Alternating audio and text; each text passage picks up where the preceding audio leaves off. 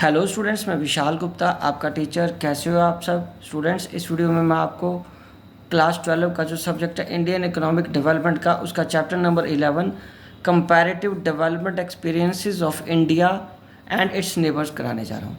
तो स्टूडेंट्स, जैसे कि आपको पता है कि ये इस बुक का लास्ट चैप्टर है, इसके साथ ये कोर्स कंप्लीट हो जाएगा।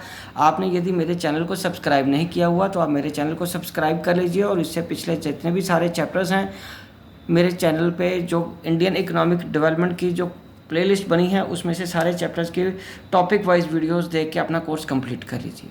तो चलिए स्टार्ट करते हैं इस चैप्टर के टॉपिक फर्स्ट को, पाथ या strategy of development of India, China and Pakistan. Students, India, China और पाकिस्तान की ही हम बात क्यों कर रहे हैं बच्चों? क्योंकि ये तीनों देश एक दूसरे के साथ बाउंड्री लगती है। इंडिया की बाउंड्री चाइना के साथ भी है और इंडिया की बाउंड्री पाकिस्तान के साथ भी लगती है। तो तीनों की इकॉनमी में क्या डिफरेंस है वो हम समझेंगे, क्योंकि पाकिस्तान का जो ओरिजिन है वो इंडिया से ही हुआ था पार्टीशन के वक्त। तो चलिए स्टार्ट करते हैं। India and Pakistan become independent nations in 1947 and people's republic of China was established in 1949। Thus, the three neighbors had almost a common start of their path of development, क्योंकि तीनों देश एक समय पे ही इंडिपेंडेंट हुए थे। जैसे इंडिया और पाकिस्तान तो इंडिपेंडेंट नेशंस बने थे 1947 को, और people's republic of China establish हुआ था 1949 को। ठीक है जी, इसलिए तीनों का एक कॉमन पाथ स्टार्ट हुआ डेवलपमेंट का लगभग एक साथ। तो there are two critical elements in the strategy of growth of these neighbouring countries. पहला है, all three countries adopted planning as the core developmental strategy. सभी ने प्लानिंग को अपना डेवलपमेंट की कोर स्ट्रेटजी बनाया। दूसरा, all three countries relied on public sector, और तीनों ने पब्लिक सेक्टर को इम्पोर्टेंस दी अपनी इकोनॉमी की डेवलपमेंट के लिए। उसके बाद है, अब हम बात करेंगे particularly path strategy of development of India. India ने डेवलपमेंट के लिए क्या पाथ या रास्ता या स्ट्रेटजी अपनाई। तो पहला पॉइंट है उसका कि after independence India has adopted mixed economy as its path of development और द स्ट्रेटजी ऑफ ग्रोथ। ठीक है जी, इंडिया ने मिक्स्ड इकोनॉमी का रास्ता अपनाया। India has adopted 5-year plans as a strategy for growth. India ने 5-year प्लान्स को स्ट्रेटजी फॉर ग्रोथ बनाया। ठीक है बच्चों, but in till 1990 the growth process slow down. पर 1990 आते आते तक ये स्ट्रेटजी या ये प्रोसेस ग्रोथ का स्लो हो गया। जो PSUs थी, public sector undertakings, were not giving efficiency, productivity and profitability. अब वो उतनी एफिशिएंटली प्रोडक्टिविटी या प्रॉफिटेबिलिटी नहीं दे पा रही थी। इन 1991 NEP was launched and private sector was given की रोल फॉर द डेवलपमेंट। की रोल 1990 पॉलिसी के बाद, 1991 की पॉलिसी के बाद प्राइवेट सेक्टर को दे दिया गया। प्लानिंग कमीशन अब किस नाम से रिप्लेस हो गया? नीति आयोग के नाम से। ठीक है जी, तो अब हम आगे डिस्कस करेंगे path strategy of development of China. तो students, established as People's Republic of China in 1949, it decided to bring all critical areas of production activities under government control. उसके बाद 1949 में पीपल्स रिपब्लिक ऑफ चाइना बनने के बाद China ने क्या decide किया कि जितनी प्रोडक्शन एक्टिविटीज़ हैं वो सारी गवर्नमेंट के कंट्रोल में आ जाए। China adopted statism as a policy of model of growth. Historically the development path of the China can be split into 2 periods. पहला तो पीरियड आ गया प्री पीरियड 1978 का, और पोस्ट पीरियड पोस्ट 1978, मतलब 78 से पहले का और 78 के बाद का। Pre 1978 period, 2 major events define how China proceeded on the path of development. These events are as under. ठीक है जी, 1978 से पहले क्या हुआ था चाइना में, अब हम उसको डिस्कस करते हैं। ठीक है बच्चों, तो चलिए उसके लिए हम बात करेंगे कि ग्रेट लीप फॉरवर्ड क्या है। तो इसको पहले अंडरस्टैंड करेंगे, ग्रेट लीप फॉरवर्ड। तो बच्चों, ग्रेट लीप फॉरवर्ड की अगर हम बात करें, GLF जिसको शॉर्ट में हम बोलेंगे, was the campaign launched in China in 1958 to accomplish economic and industrial development at faster rate, and it focused on widespread industrialization of the economy, encouraging people to set up household industry in their backyard. और उन्होंने encourage किया लोगों से कि house hold industry अपने घर में लगाएं। ठीक है, great proletarian cultural revolution. It was initiated by the chairman of Chinese Communist Party Mao Zedong in 1965 and continued till 1976. इस पीरियड में the students and professionals were sent to countryside to gain professional experience. इस period में students को और professionals को country side मतलब गांव की तरफ भेजा गया ताकि वो प्रोफेशनल एक्सपीरियंस लेके आ पाएँ गांव की इकोनॉमी का, रूरल इकोनॉमी का. ठीक है बच्चों, चलिए अब हम आगे बढ़ते हैं इसके अगले पॉइंट की तरफ.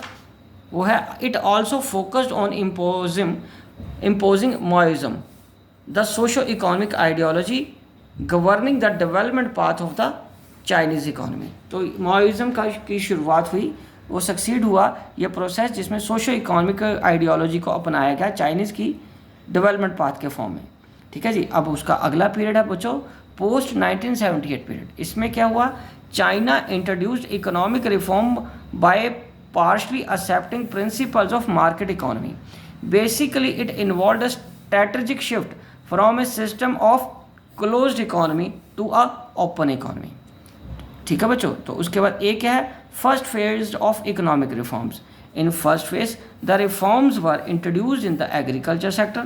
Land was allocated or divided into small pieces. Smaller pieces में land को divide कर दिया only for the purpose of farming. But no ownership right was given. ठीक है जी. पर किसानों को दे तो दी एग्रीकल्चर सेक्टर में ये लैंड, बट उनको ऑनरशिप राइट्स नहीं दिए. और दूसरा फेज क्या था इकोनॉमिक रिफॉर्म्स का, for industrial sector private sector enterprises were allowed to undertake production of goods. Dual pricing system was introduced. Farmers and industrial units were required to make sale and purchase on the basis of the price structure as fixed by the government. Market prices were allowed to operate for all other transactions in the economy. SEZ were set up to attract foreign investors. ठीक है जी. और अब हम आगे discuss करेंगे path strategy of development of Pakistan. After independence in 1947 Pakistan adopted growth strategy similar to India. India ने जो policy अपनाई थी, जो भी सिस्टम ऑफ ग्रोथ का अडॉप्ट किया था, पाकिस्तान ने भी वही फॉलो किया. It had followed the following principle features. पहला कि इन्होंने भी मिक्स्ड इकोनॉमी को मॉडल ऑफ ग्रोथ माना. उसके बाद public sector was assigned the key role in kick starting the process of growth. Public sector को ही इंपॉर्टेंस दी. The process of industrialisation and the was based on the policy of import substitution. जो industrialisation किस पे base की गई, policy import substitution पे. As in India green revolution was the hallmark of change in the agriculture sector which raise production of the food grain. तो उसी तरीके से पाकिस्तान ने भी ग्रीन रेवोल्यूशन को हॉलमार्क बनाया जैसे कि इंडिया ने बनाया था. In capital goods industries was nationalised with the thrust on public sector investment. Capital goods industry को नेशनलाइज किया गया पब्लिक सेक्टर इन्वेस्टमेंट के थ्रू. और उसके बाद denationalisation and privatisation become the core element of development strategy. Denationalisation किया गया और कोर जितने भी एक्टिविटीज थी डेवलपमेंट के लिए. ठीक है जी. तो उसके बाद अब हम आगे बात करते हैं experiences and achievements of India, China and Pakistan. So comparative performance of the economies of the India, China and Pakistan is studied with the reference to these developmental indicators. पहला क्या बच्चों, demographic indicators. India and China together are a habitat of nearly 38% of the world's total population. China has low density of population compared with India and Pakistan. It is because of a very large geographical area of China than India and Pakistan. No doubt हम सबको पता है कि China का area बहुत बड़ा है. ठीक है. और उनकी डेंसिटी ऑफ पॉपुलेशन कम है, जबकि इंडिया और पाकिस्तान की डेंसिटी बहुत ज़्यादा है. The fertility of China is also low. ठीक है. While it continue to be high in India and alarmingly high in Pakistan. As a result of low fertility rate China has the lowest rate of growth of population. अब China की जो population की growth है वो बहुत slow हो गई है इन तीनों देशों के कंपैरेटिवली, इंडिया, पाकिस्तान, चाइना की यदि कंपैरिजन की बात करें. Both China and Pakistan are showing brighter sign of urbanisation than India. और इंडिया के अलावा पाकिस्तान और चाइना में अर्बनाइजेशन ज़्यादा तेज़ी से हो रहा है. और urbanisation is closely linked with the structural transformation in the country. Accordingly, both China and Pakistan have a better record than in India in generating job opportunities outside agriculture. Gender ratio is found to be biased against females in all three countries. तो India में कितने हैं? 924 in India पर 1000 man. आपको पता ही है ये female की रेशो है, ये इतने फीमेल हैं पर 1000 मेल. ठीक है जी. और यहाँ भी 949 चाइना में है और 934 पाकिस्तान में है. ठीक है बच्चों. तो दूसरा इंडिकेटर क्या है, कह रहा है जीडीपी एंड सेक्टरल चेंज. तो सबसे पहले हम साइज ऑफ इकोनॉमी की अगर बात करें, China is the second largest economy in the world with its GDP. और ग्रोथ रेट ऑफ जीडीपी क्या है?